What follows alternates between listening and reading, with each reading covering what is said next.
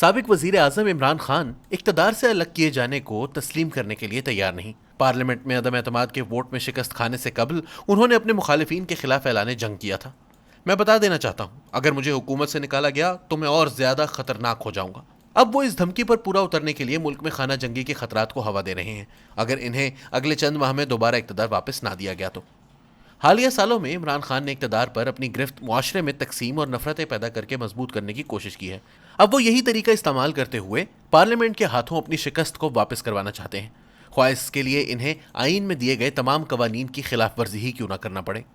ان میں سب سے زیادہ پریشان کن ان کا یہ اعلان ہے کہ وہ مئی کے آخر میں اقتدار پر اپنا حق جتانے اور مخالفین کو دھمکانے کے لیے 20 لاکھ افراد لے کر اسلام آباد کی طرف مارچ کریں گے۔ افواہیں ہیں کہ ان کے وفادار ساتھی پارلیمنٹ اور دیگر اہم عمارتوں کا گھیراؤ کریں گے اور شہباز شریف حکومت کو عملی طور پر مفلوج کر دینے کی کوشش کریں گے۔ عمران خان نے حب الوطنی اور جھوٹ کی آمیزش سے اپنے حامیوں کے جذبات بھڑکائے ہیں، اور وہ پہلے ہی اپنے سیاسی مخالفین، جنہیں وہ اب غدار بھی سمجھتے ہیں، سے دو ہاتھ کرنے کو تلے ہیں۔ عمران خان کو امید ہے کہ وہ اس جتھے کے ذریعے دباؤ ڈلوا کر اگلے 2 ماہ میں انتخابات کا مطالبہ منوا لیں گے۔ وہ اپنی اس مہم کو حقیقی آزادی مارچ کا نام دیتے ہیں۔ لیکن آزادی کس سے؟ عمران خان کے حامیوں کے مطابق غیر ملکی مداخلت سے۔ یہ اقتدار میں واپسی کے لیے ان کا بنیادی کلیہ ہے۔ وہ اپنی کارکردگی کے بجائے، جو کہ انتہائی خراب تھی، امریکی مداخلت کی سازشی تھیوری کو بنیاد بنا کر انتخاب جیتنا چاہتے ہیں۔ خان صاحب کا کہنا ہے کہ ان کو بائیڈن انتظامیہ کے حکم پر پاکستانی سیاستدانوں نے امریکی صدر کے مبینہ احکامات ماننے سے انکار پر اقتدار سے نکالا۔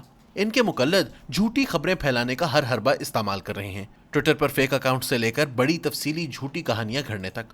عمران خان نے حال ہی میں خود بھی فاکس نیوز پر ٹرمپ نواز تجزیہ کار ریبیکا گرانٹ کا ایک انٹرویو ٹویٹ کیا، جس میں وہ کہہ رہی تھیں کہ پاکستان کو لازماً یوکرین کی حمایت کرنا ہوگی اور امریکہ مخالف پالیسیوں کو ختم کرنا ہوگا۔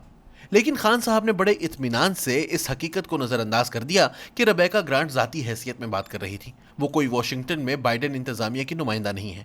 پاکستانی تجزیہ کاروں نے عمران خان کی کہانی کا کچا چٹھا کھولا۔ حالیہ سروے بتاتے ہیں کہ کچھ ہی پاکستانی ہیں جو عمران خان کے دعووں پر یقین کرنے کے لیے تیار ہوئے ہوں۔ ملک کی اعلیٰ سول و عسکری قیادت عمران خان کے دعووں کو مسترد کر چکی ہے، لیکن اس سے ان کو کوئی فرق نہیں پڑا۔ وہ بدستور حکومت کے خلاف، جو ان کے مطابق امپورٹڈ حکومت ہے، فنڈ اکٹھے کر رہے ہیں، اور ان میں بیرون ملک مقیم پاکستانی بھی شامل ہیں، بشمول امریکہ اور برطانیہ کے، جو ان کی پارٹی کو فنڈ دیں گے۔ وہ اور ان کے حامی اس واضح منافقت پر قطعاً شرمندہ بھی نہیں۔ ان کے حامی مسلسل اپنے خلاف آنے والی دھمکیوں کا ذکر کرتے ہیں۔ ان کی یہ پیش گوئی کہ موجودہ سیاسی بحران خون خرابے پر منتج ہوگا، خود بخود ہی پوری ہو جائے گی۔ ایک پی ٹی آئی لیڈر نے الزام عائد کیا ہے کہ عمران خان کے قتل کا منصوبہ بنایا جا رہا ہے۔ ایک کا دعویٰ ہے کہ انہیں خود کو قتل کیا جا سکتا ہے۔ عدم استحکام پیدا کر کے عمران خان کے سپورٹرز فوج کو عملی طور پر سیاست میں مداخلت کی دعوت دے رہے ہیں۔ عمران خان خود بھی بالواسطہ طور پر فوجی قیادت کو چیلنج کر رہے ہیں۔ چند روز قبل انہوں نے خاص طور پر 18ویں صدی کے ایک بنگالی فوجی کمانڈر کا نام لیا، جو برطانوی فوجوں کے ساتھ مل گیا تھا، اور اس دغا بازی نے اسے برِ صغیر کا مشہور ترین غدار بنا دیا۔ سب کو عمران خان کا پیغام سمجھ آ رہا تھا۔ عمران خان یہ تاثر دے رہے تھے کہ موجودہ فوجی قیادت غدار ہے، کیونکہ اس نے عمران خان کے افسانوی غیر ملکی سازشیوں کے خلاف ان کی مدد نہیں کی۔ فوج نے فوراً اس کا جواب ایک بیان کے ذریعے دیا کہ جس میں فوج کو ملک کے سیاسی مباحث میں گھسیٹنے کے خلاف خبردار کیا گیا تھا۔ عمران خان نے بعد ازاں دعویٰ کیا کہ ان کی مراد یہاں شہباز شریف سے تھی، فوج سے نہیں۔ عمران خان ایک خطرناک کھیل کھیل رہے ہیں۔ انہوں نے حقیقتاً پارلیمان، عدلیہ اور الیکشن کمیشن کے خلاف اعلان جنگ کر رکھا تھا۔ اب وہ فوج کے خلاف بھی کھل کر سامنے آ گئے ہیں۔ ملک کے تمام کلیدی اداروں کو چیلنج کر کے انہوں نے پاکستانی معاشرے کو تباہی کے دہانے پر لا کھڑا کیا ہے۔ ایسے اشارے مل رہے ہیں کہ یہ ادارے اب جوابی کارروائی کرنے والے ہیں۔ الیکشن کمیشن غیر ملکی فنڈنگ کیس میں جلد فیصلہ دے سکتا ہے، جو کہ 2014 سے عمران خان کے خلاف سنا جا رہا ہے۔ حکومت بھی عمران خان اور ان کے ساتھیوں کے خلاف کرپشن کیسز پر تحقیقات شروع کر چکی ہے۔ ایک سینئر وزیر نے مجھے بتایا کہ ان کے پاس کیس کھولنے کے لیے بے تحاشا شواہد موجود ہیں، اور عمران خان فوری انتخابات کا مطالبہ اس لیے کر رہے ہیں کیونکہ انہیں پتہ ہے کہ ان کے خلاف کارروائی شروع ہونے والی ہے۔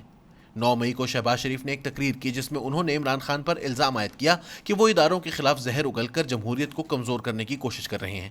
اگر اسے آئین اور قانون کے ذریعے نہ روکا گیا تو خدا نخواستہ یہ ملک شام اور لیبیا جیسا بن جائے گا، جہاں شہر آج قبرستانوں کا منظر پیش کر رہے ہیں۔ پاکستان کے سیاسی ماحول میں اس وقت بے انتہا تناؤ ہے۔